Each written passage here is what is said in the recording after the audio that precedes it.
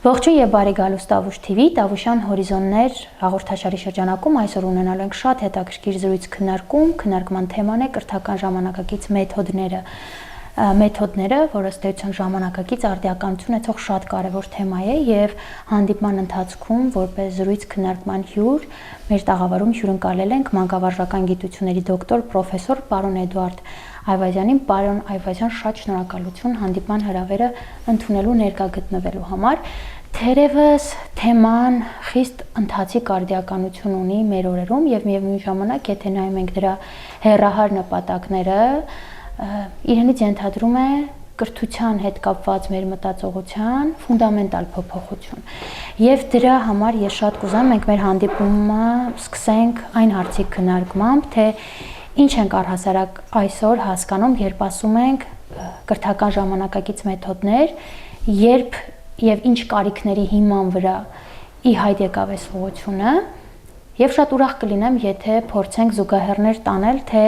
ինչով է տարբերվում այն ավանդական կրթությունից առհասարակ։ Նախ շնորհակալություն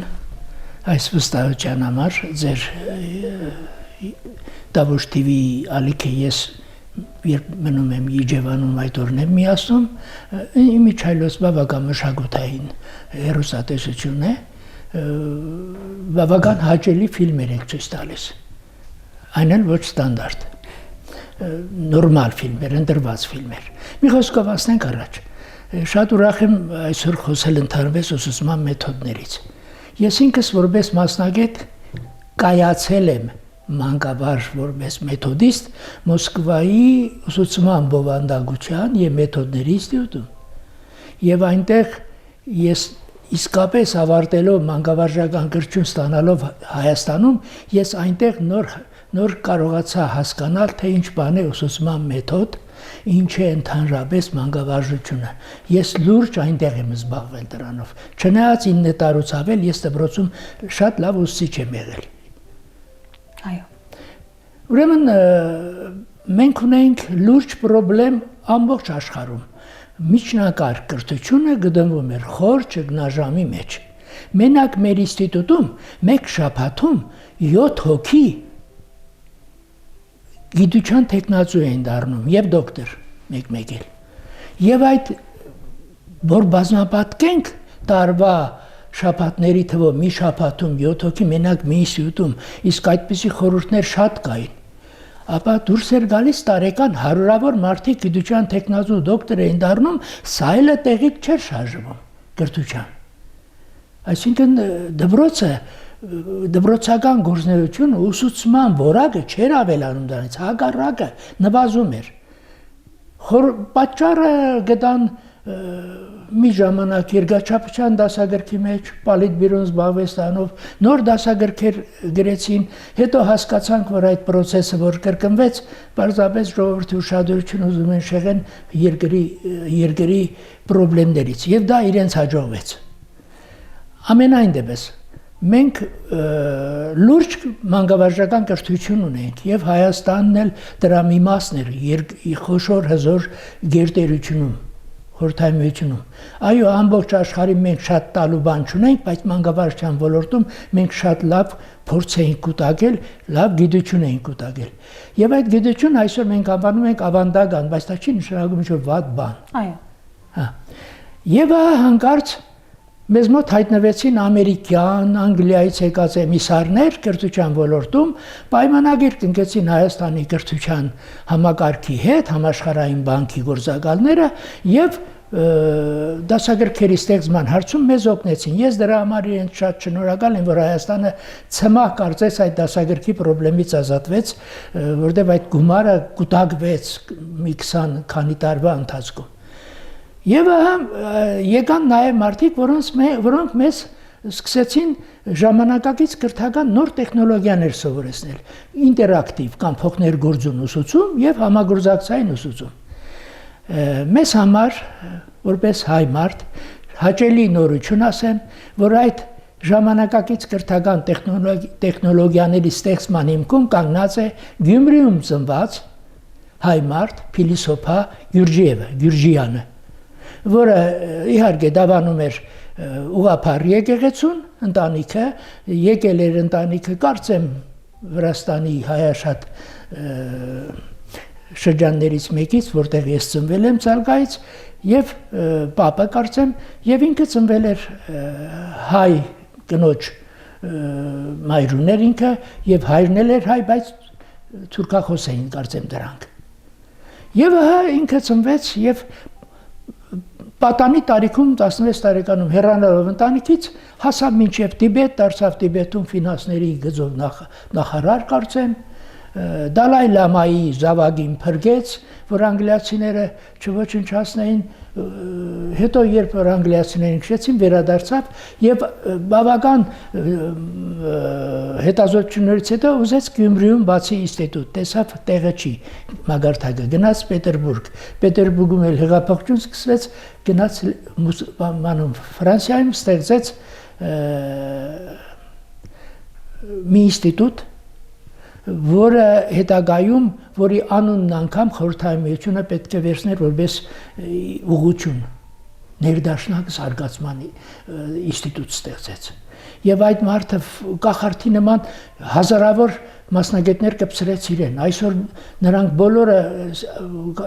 սիրում են իրեն եւ շարունակում են նրա գործը։ Եվ ահա մի իր գրքերից մեկում նա գիրք չէր գրում, երբ Խորհրդային Միության Ստալինի հոգեվոր հայրն է եղել ինքը, Ստալինին կրթության ինքն է տվել։ Եվ երբ Ստալինին նա մի անգամ դիտողություն արեց, որ դու քեզ Աստծո տեղ ես տերել, այդպես չի կարելի, Ստալինը որոշեց նրանից ազատվել։ Եվ մահափորձ ավտովթարից Որնաշարը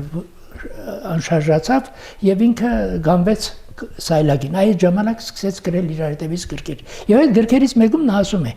ինչքան էլ փորձեք 25-30-35 հոգու դասավանդել, նույն չափը տալով տարբեր ընդունակություն ունեցող նույն տարիքի երեխաներին բանդուշ չի գա։ Փորձեք 3-ից 5 հոգանոց խմբերով աշխատանք կատարել, փոքր խմբերով։ Այդ խմբային ուսուցման գաղափարը տվեց ինքը եւ տվեց համագործակցելու գաղափարը։ Այսա բարձվեց, որ այդ գաղափարները, որ նա տվել էր 20-րդ դարաշրջին, 20-ական թվականներին, դա չէր կորել եւ երբ Ամերիկայի մանկավարժները փորձում էին ելք գտնել դպրոցը փրկելու համար, հանկարծ Ջոն Դյուի եւ մյուսների աշխատությունների կողքին տեսան Գյուրջևի աշխատությունը եւ ահա ստեղծվեց այս ուղղությունը, ժամանակակից կրթական տեխնոլոգիաները, ինտերակտիվ ուսուցում, որի տեսակներից մեկը շատ արագ առանձնացավ ինտերակտիվ փոխներգործուն ուսուցումից եւ անվանակոչվեց համագործակցային ուսուցում։ Սա մեթոդ չի, մեթոդ են ասում։ Ժամանակակից կրթական մեթոդ բառը եկեք մոռանանք, ժամանակակից կրթական տեխնոլոգիաներ։ Սա այս տեխնոլոգիան ոչ թե մեթոդ է, այլ ինչպես դասարանային համակարգը նոր տեխնոլոգիա է, որը դասարանային համակարգում իրար հետև դրված նստարաններով աշակերտները նստում են, ուսուցիչը մեկը գրադախտակի մոտ չափ է տալիս փոխաբերական իմաստով այդ 25-30 հոգուն եւ պահանջում են նրանք համաչափ հասկանան առարկան, ես փոխաբերական իմաստով ասում եմ, երկեն մաթեմատիկայից, պատմությունից, իսկապես երկի դասին համաչափ չի։ Մեկը մի քիչ է վերցնում, մյուսը ավելի շատ է վերցնում եւ այդպիսով բավական տխուր պատկեր էր ստացվում։ 10 տարի, 12 տարի դպրոցը ավարտած երեխան նույնիսկ Մեսրոպյան Աբիբենի տառերը լրիվ չի սովորում։ Բա ինչ անենք, եւ ահա եկավ այս նոր տեխնոլոգիան։ Սա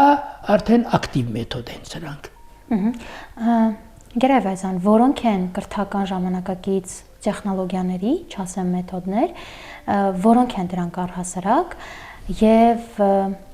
այս համատեքստում ինչպես փոփոխվեց ուսուցչի դերը, որովհետեւ ըստ էության ձեր կատարած պատմական դիսկուրսը թույլ է տալիս եզրակացնել, որ այս տրամաբանության մեջ ոչ միայն փոխվեց ուսուցչի դերը, այսինքն ինքը այլևս չէր դիտարկվում միայն գիտելիքի աղբյուր, այլ նաև դիտարկվում էր որպես ֆասիլիտատոր, մենթոր, որ պիտի այդ ուղղորդի աշակերտներին գիտելիքներ հավաքելու համատեքստում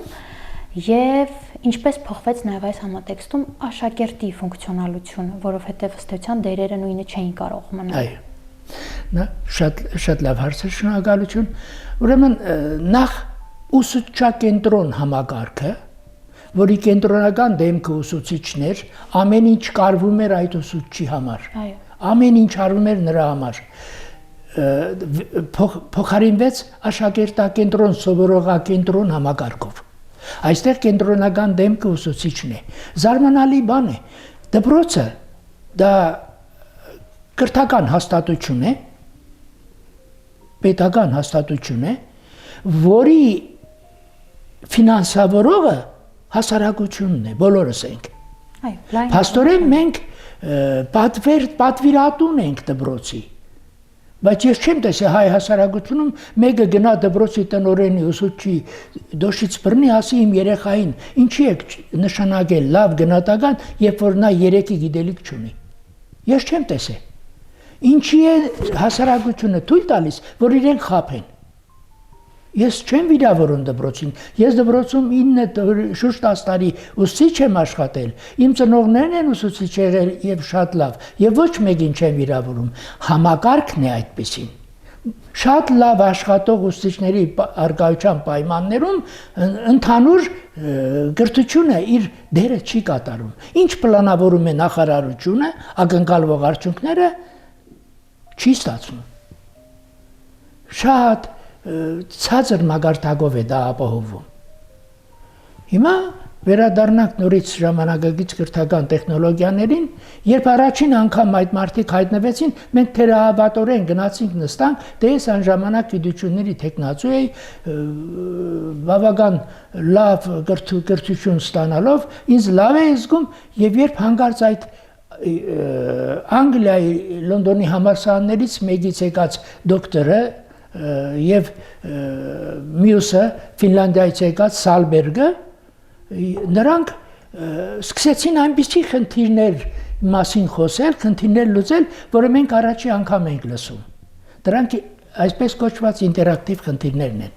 Այն, որը բացակայում են մեր դասագրքերում։ Ես լինելով նաև դասագրքի հեղինակ, ավագ դպրոցի հանրաշի մաթեմատիկական անալիզի տարեր Գևորգյան Սահակյան դասագրքի հեղինակային կազմի մեջ, որպես մեթոդիստ եւ մասնագիտական խմբագիր, ես նաև 6-րդ դասարանի դասագրքի հեղինակ, այսօր գործող,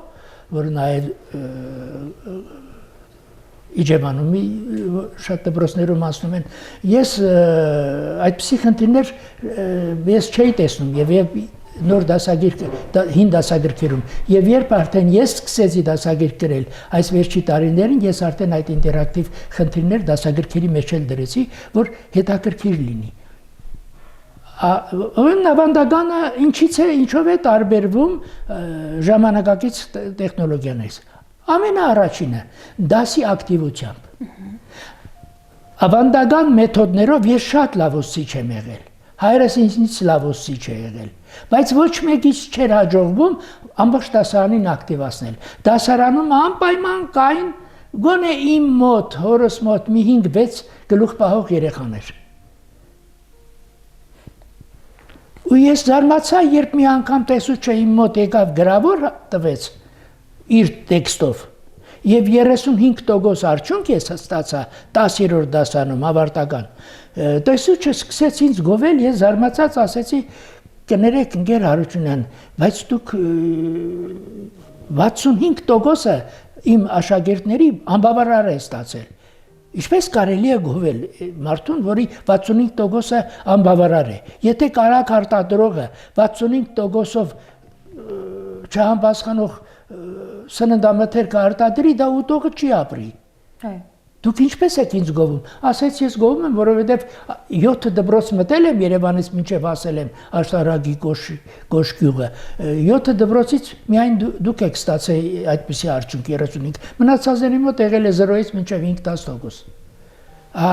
Վատերի մեջ ես գերազանցիկ եմ, իմ խոսքերը։ Ինքը ծիծաղեց, ասեց շատ օբյեկտիվ եք։ Շնորհակալ եմ։ Բայց դա չէր բավարարում մեզ ոչ մեկից։ Ահա տարբերվում է դրանով ժամանակակից կրթական տեխնոլոգիաներում դասին մասնակցում են դասարանի բոլոր աշակերտները, այնտեղ գլուխ պահող չկա։ Յուրաքանչյուրը իր ընդունակությունների չափով, յուրաքանչյուր իր անելիքի չափով դասին մասնակցում է եւ դասը կառուցում է բոլորի ջանքերով, բոլորը դասի կառուցողներն են եւ որևէ մեկն էլ որ բացակայի ինչ որ բան թերի կլինի։ Սրանով է տարբերվում։ Գեր Այվազյան, իրական շատ կարևոր տարբերություն է, որովհետեւ ինքը իր հետ բերում է որակական նոր մակարդակ, երբ որ դասարանում բոլորը մասնակցում են։ Բայց օբյեկտիվ իրողությունն շատ հաճախ նաև այն մասին է, որ դասարանում ոչ բոլոր աշակերտներն են, որ ունեն նույն հմտությունները, նույն կարողությունները, ինչին մենք էլ կանդրադառնանք, ինչ ասել թե հմտություն ու կարողություն, եւ նույն ներգրավվածության մոտիվացիան։ Ինչպես այս պարագայում օգնում կրթական ժամանակակից մեթոդները, եւ եթե կհիշեք հստակ օրինակներ, շատ հետաքրքիր կլինի նաեւ լսել դրանք հստակ օրինակների համատեքստում։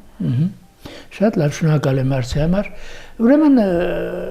պատկերացրեք 5 հոգանոց խումբ է, 5 երեխա նստած են կլոր սեղանի շուրջ, ուրեմն նախ համագործակցային ուսուցումը նաեւ նոր մշակույթ է բերում։ Այո։ Այսինքն դա ուսուցման նոր եղանակ է, որը էապես տարբերվում է նախորդ ամբողջ աշխարհում որ թե գրած դասասարանային եղանակից։ Իրար հետև նստած նստարաններով, մեկ ուսուցչով, մեկ հրամանատարով դասարան։ Այստեղ արդեն ուսուցիչը վերածվում է աջակցողի, նա սահում է խմբից խումբ եւ փորձում է աջակցել երեխաներին, որ ոչ ոք դուրս չմնա։ Ես մտա Երևանի ֆրանսիական թեկնով դպրոց դասալսման, ես դասընթաց էի վարել, ես Հայաստանի 4 հիմնական դասախոսներից մեկն եմ, որը Վաշինգտոնից սերտիֆիկատ է ստացել, որ դառնա ժամանակակից կրթական տեխնոլոգիաների դասախոս։ Հետո մենք ամբողջ Հայաստանին վերապատրաստեցինք այս թեմաներից։ Դա մի 10-15 տարի առաջ էր։ Եվ վերապատրաստելուց հետո գնում ենք մոնիթորինգի։ Իրենց հետևից արդյոք անում են այն ինչ որ մենք սովորեցրել ենք։ Մտել եմ այդ դպրոցը, որ կարծեմ 109 դպրոցն է, ուսուցչանոցից ուսուցիչներից մեկը մեթոդ միավորման նախագահը տեսավ երեխեք Այվազյանը գալիս է։ Բոլորդ խմբային ուսուցում կանեք։ Մտնում եմ հենց իր մոտ, քանի որ տեսա որ ինքը ինձ տեսավ, մտնում եմ իր մոտ։ Խմբային ուսուցում է, բոլոր երեխաները կլոր սեղանի սկզբունքով նստած են եւ ինչ նույն խնդիրը տվել է բոլոր խմբերին։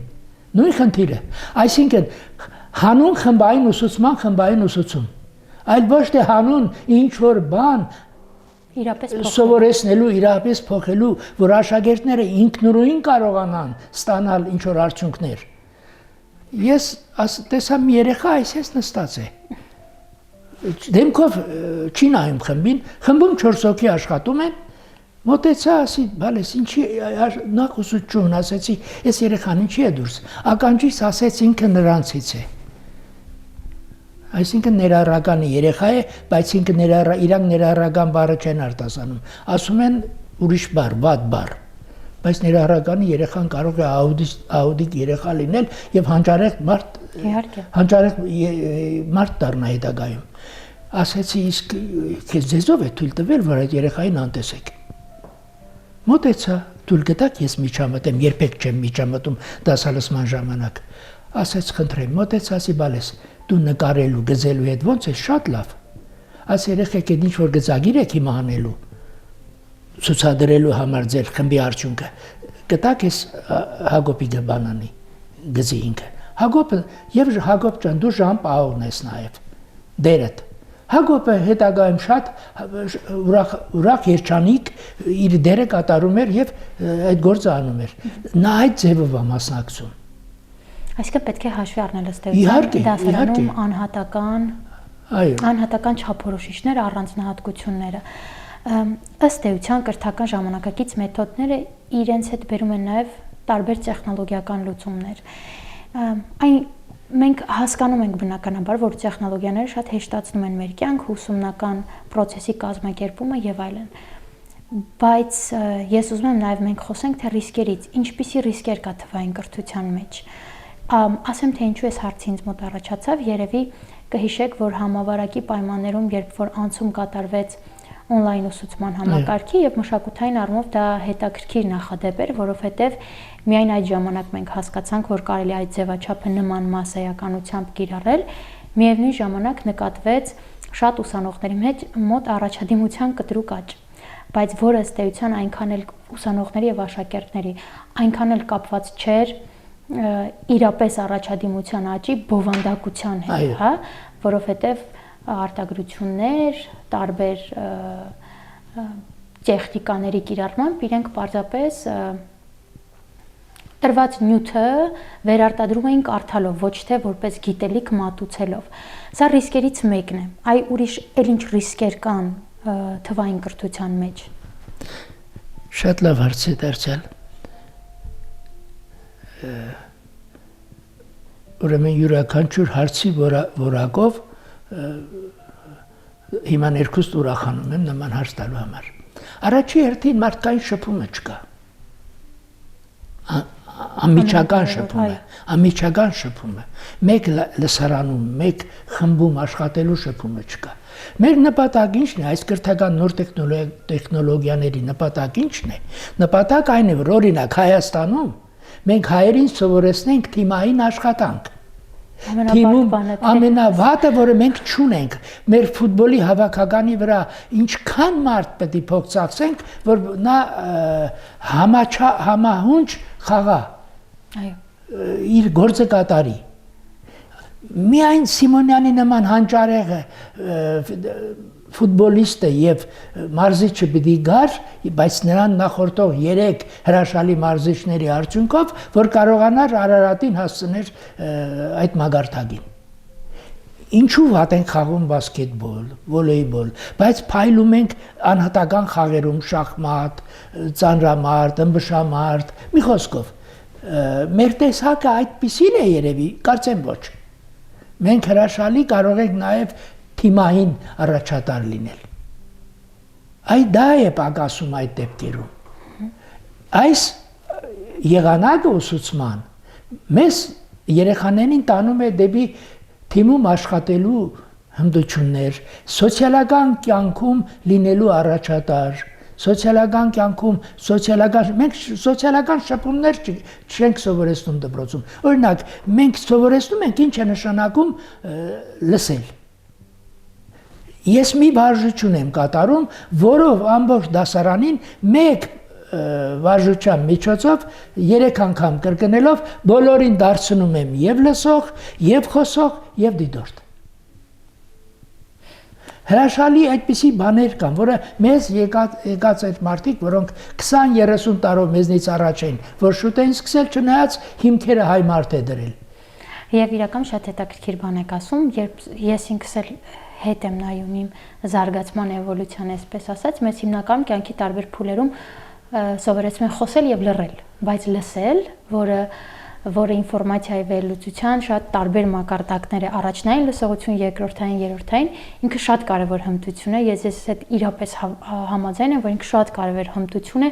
ինֆորմացիան իր պատճառահետևանքային կապերով ընկալելու եւ վերլուծելու համար։ Երբ մենք խոսում ենք այսպես ամորֆ առանց սահմանների, ինձ մոտ մեկ այլ հարց է առաջանում, արդյոք մեր բոլոր դպրոցները կամ կրթական հաստատությունները պատրաստ են այս փոխակերպումներին, հաշվի առնելով թե մարդկային ռեսուրսը, թե այդ կամքը իրապես կրթության ոլորտում փիլիսոփայության առումով ինչ-որ բան փոխելու, թե նաև արդեն տեղեկատվական տեխնոլոգիաների ինտեգրումը այս ոլորտ։ Եվ եթե ոչ, արդյոք կա ռիսկ, որ այս փոփոխությունը կմնա բացառապես մակերեսային, այսինքն ինքը չի ինտեգրվի ամբողջական համակարգ դպրոցներում։ Շատ լավ, շնորհակալ եմ։ Ուրեմն նախ այսպես փոխներգործուն եւ համագործակցային ուսուցումը, որպես ուսուցման նոր մշակույթ, նոր տեխնոլոգիա, մի այսպիսի առանձնահատկություն ունի։ Ոչ բոլոր դասերն են, որոնք հնարավոր է այդ մեթոդներով պարապել, այդ եղանակի մեթոդներով։ Ոչ բոլոր։ Օրինակ ես այսօր հենց որ այստեղ եկա 15 րոպե հասցրի իմ խմբում խոսել ուսուցման ավանդական մեթոդներից առաջին մեթոդի մասին, բացադրած ցուցադրական։ Այո։ որը 1-ից 6-րդ դասանների հիմնական մեթոդն է, դասվարի հիմնական մեթոդն է, բայց ամենաանարդյունավետ մեթոդն է։ Լավագույն դեպքում արդյունավետություն հասնում է 20%-ի։ Այսինքն 80%-ը կորչում է անհետ գիտելիքների աշակերտի այդ դասից ստացած։ Բայց ելք չկա, նյութը, տեսական նյութ չկա,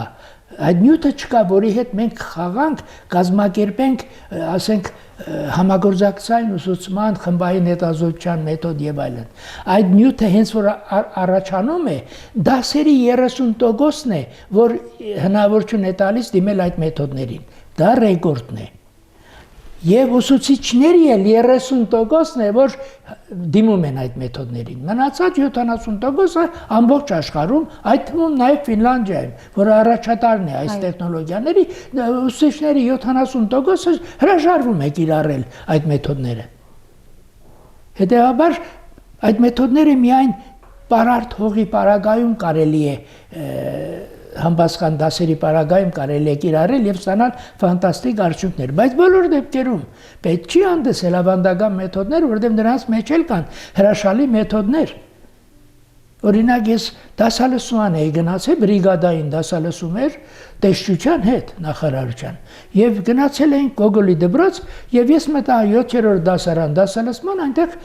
երանգյան ներքին անգույնների գումարի մասին թեորեմներ։ Ուսուցչուհին ամեն ինչ արեց ճիշտ այնպես ինչպես նախատեսված էր մեթոդիկայով, դասագրքով։ Ես ասեցի մեթոդ միավորման նախագահին, ձեր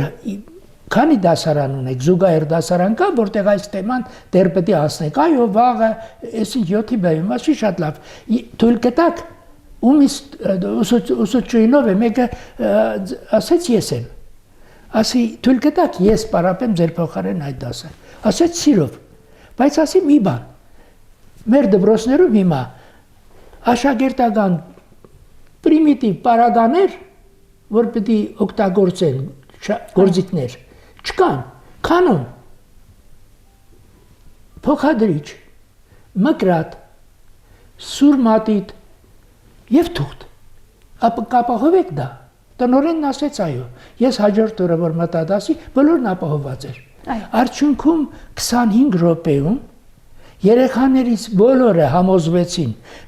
որ երանգյան ներքին, որտեղ անհատապես ես աշխատում էի բոլորի հետ,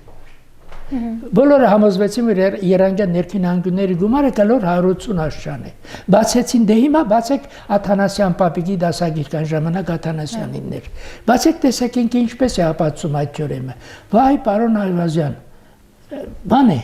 նույն բանն են ձևակերպել, նույն թեորեմն է ձևակերպել, նույն միտքն է, ու ապացույցներն նման է, գծագիրներն նման է։ Այդ օրը երեխաները գնացել էին տուն եւ բոլորն ասել են, որ իրենք նոր թեորեմը ինքն է ապացուցել։ Ծնողները չէին հավատացել, եկել էին դպրոց, հարցրել, ասել են այո, այսպես է եղել։ Հիմա կարևորը մեթոդիկան է։ Այո, հիմա շատ խոսվում է կրթության համակարգում սովորելու process-ում գիտելիքի, հմտության եւ կարողության մասին։ Ես շատ կուզեմ, որ շատ փոքր ակնարկ անենք եւ անդրադառնանք նաեւ այս 3 հասկացությունների միջև կապին եւ իրենց տեսական բացատրություններին։ Շատ առանձնապես շնորհակալ եմ այս հարցի համար։ Ես մի 16 թվականին ես պետք է դոկտորական պաշտպանեի, ինձ պետք էր մի հոդված եւս տպագրել։ Եվ ահա այդ իմ գոլեգաներից մեկը պարզվեց, որ Լենինգրադի հայտնի ամսագրի խմբագիր է։ Ես իրեն ասացի, ես այսպիսի հոդված ունեմ, ինչ որ հետաքրքիր արդյունք եմ ստացել։ Այն պարզում է, որ մենք հիմա տիեզերք ենք նվաճում, թվային տեխնոլոգիաներ ենք թափով զարգացնում, արդեն արհեստական ինտելեկտ ենք ստեղծել, որը մեր փոխարեն պիտի աշխատի ինչ-որ աշխատանքներ կատարի մեր պատվերով, բայց մեզ համար ամենաանհասկանալի մեր ուղեղի աշխատանքն է։ Ես երկար ուսումնասիրել եմ, անգամ դպրոցական տարիներին ես այդ հարցը ինձ տալիս էի, հետո ուսուցիչ եղած ժամանակ ես գնում նստում էի տարիքով մարդկանց կողքը եւ նրանց իրար հետ կրվածնում էի մտքով, խոսքով, որովհետեւ ես պարզեի հակասող ենթադրության մեթոդը իրենք ունեն թե ոչ։ կարող են կիրառել եւ իրար գինու լավ գինի պատրաստելու վրա իրար ջախջախում էին հագաստող ենթադրության մեթոդով, բացառության մեթոդով։ Մի խոսքով ես հասկացա, որ նա ով մեզ ստեղծել է, ես չգիտեմ դա մենք ուրիշ մոլորակից ենք եկել այստեղ, մեկը փչացրել ենք օրինակ Մարսը, հետո եկել ենք երկիրն ենք հիմա փչացնում հերթական, թե մեզ իսկապես Արարիչը ստեղծել է, չգիտեմ։ Ես մաթեմատիկոս եմ, մանկավարժ եմ, առաջի հերթին մի ժամանակ էլ նույնիսկ մատերիալիստ եմ եղել։ Մատերիալիստ լավ իմաստով։ Եվ ինձ համար ապշեցի, երբ ես հասկացա, որ մեր ուղեղում կա 7 բջիջ, որոնք միտք ծնող արգանդներ են, միտք ծնող։ Ես չգիտեմ, թե մեր Միքայել Նալբանդյանը ինչ չափով է մաթեմատիկա իմացել, ինչ դրամաբանություն ունեցել, գիտեմ, որ մասոնական լոժայում շատ բարձր դիրք է գրավել, նավեր է ունեցել ռազմական, բայց նա մի բանաստեղծություն է գրել, որի վրա ես ապշել եմ։ Ազատն Աստված այն օրից, երբ աճեցավ շունչ փչել, իմ հողագետ շինվածքին ազատություն թե կենթանություն պարգևել։ Հիմա նայեք, մեզնից յուրաքանչյուրի ուղեղում կա մի բջիջ, որը պատասխանատու է փաստի տակ տանելու գործողությանը տրամաբանական։ Ես կարող եմ գրադախտակ լինել, նկարեի, գրեի դա ցույց տալ։ Եվ ահա մենք ունենք հիշողության բլոկ։ Հիշողության բլոկ ունի նաև համակարգիչը եւ ունի նաև արհեստական բանականությունը։ Եվ ահա մարդը խնդիր է լուծում։ Երեխային ասում եմ, դպրոցը գնահավաք դասարանում, ասեմ բալես, կարող ես ապացուցել, որ 21-րդ դարի սկզբին Հայաստանում տեղի ունեցել հեղափոխություն։ Եթե երեխան հեղափոխության սահմանումը գիտի, այսինքն այդ սահմանումը դրված է հիշողության բլոկում, նա մտածում է այդ սահմանման մասին։ Այդ սահմանումը մեզ անհասկանալի թելերով նյարդային գալիս նստում է այդ բջիջի մեջ մեծ նախադրյալի տեղը, որպես սահմանում, երեխան հիմա պիտի կիրառի այդ սահմանումը։ Երեխան նայում է, հա, Լևոն Տեր-Պետրոսյանն էր նախագահը, իշխանությունը նվերը ստացավ, կոմունիստական հասարակությունը տապալվեց, Խորհրդային Միությունը, ինքը նվեր ստացավ այդ իշխանությունը, տեղի ունեցավ իշխանության փոխանցում կոմունիստներից լիբերալ դեմոկրատներին, ՀՀՇ-ին։ Շատ լավ, երկրորդը Լևոն Տեր-Պետրոսյանը իր նախագահության 8-9 տարիների ընթացքում ոչնչացրեց ամբողջ կոմունիստական հարաբերությունները, գյուղխորհուրդը դարձավ գյուղապետարան, շեշխորհուրդը գործադիր բան եւ այլն։ Մինչև ազգային ժողով Գերագույն խորհրդի փոխարեն բոլոր հարաբերությունները ոչնչացրեց, ստեղծելով իրենը։ Այո, տեղի ունեցել հեղափոխություն։ Լենինը տվել հեղափոխության սահմանումը, որ այդ երկու բանն են, իշխանության փոխանցում մի դասակարգից մյուսին, եւ երկրորդը ոչնչացնում առաջինի բոլոր հարաբերությունները, ստեղծելով իրենը։ Այո, տեղի ունեցել։ Վրաստանում Սահակաշվիլին հեղափոխություն չի արել, Վարդերի հեղափոխությունը, որտեղ նա իշխանությունը խլել է իր ուսուցչի ձեռքից եւ վերջ ուրիշ ոչինչ չի արել։ Նրա ստեղծած հարաբերությունները մինչ օրս կան։ Հետաբար դա Վարդերի հեղափոխությունը ընդամենը իշխանության փոխանցում է։ Ուրեմն սա այդ ուղեղը, երբ որ հիշողության բլոկից գիտելիքը գալիս նստում է իր մեծ նախադրյալի տեղը եւ կոնկրետ փոքր նախադրյալում երեխան գտնում է այդ պայմանները, որ արկա են այդ երկու պայմանները, ու ինք ասում այո, տեղի ունեցել հեղափոխություն եւ նույնիսկ չգիտեմ ինչ ասեմ, բուրժուական հեղափոխություն է տեղի ունեցել։ Ու այստեղ երևի սա հենց այդ շունչ փչեց, այդ բջիջը քնած է, ճաբակալած քնած է բջիջը։ Նա աշխատում է միայն այն ժամանակ, երբ գիտելիքը գալիս նստում է եւ մարդը ծառացած է մի խնդրի լուծման վրա։ Ու երևի այս կոնտեքստում արդեն ավելի խորքային եւ ավելի արդյունավետ կլինի տարբեր սահմանումների համադրումը եւ այդ հեղափոխությանը տրված տարբեր սահմանումների, միգուցե ինքը տարածաժամանակային կոնտեքստում ես ուրիշ սահմանում չեմ տեսել հեղափոխության, չգիտեմ։ Այո, ու այդ սահմանումների դիցուկ համադրումից իրականացրած եզրակացությունը ես իրապես հասկացա այն ինչ որ դուք եք ասում, շատ շնորհակալություն։ Գերավեզան, սովորաբար ես մեր բանախոսներին Մեր հանդիպման վերջում խնդրում եմ ուղղարձով դիմեն մեզ լսողներին, ձեր մասնագիտական, ձեր աշխատանքային դիտանկյունից կամ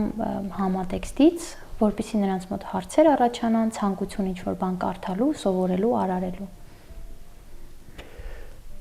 Ես խորհուրդ կտամ